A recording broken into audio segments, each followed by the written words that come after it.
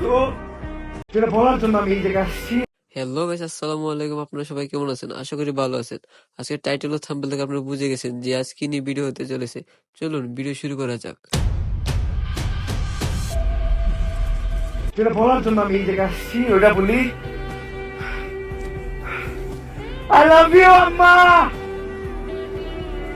I love you নানি, I love you so much আম্মু, I love you so much, I love you so much. আর thanks to my God, my almighty Allah, যে আমারে এতটা ধৈর্য দিতে আমি এই জায়গায় আসতে পারছি।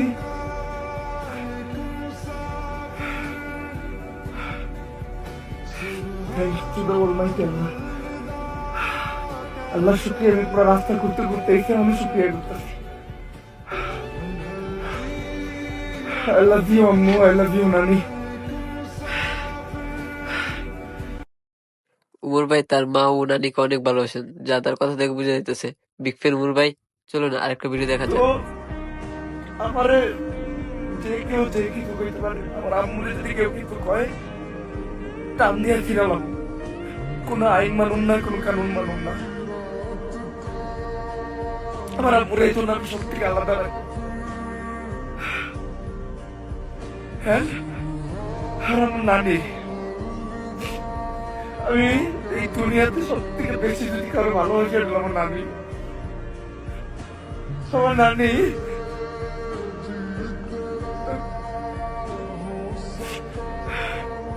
আমি সবসময় আল্লাহর কাছে প্রে করি যে আমি, আল্লাহ তুমি আমারে আমার নানির থেকে একদিন আগে এই দুনিয়া থেকে নিয়ে যাই।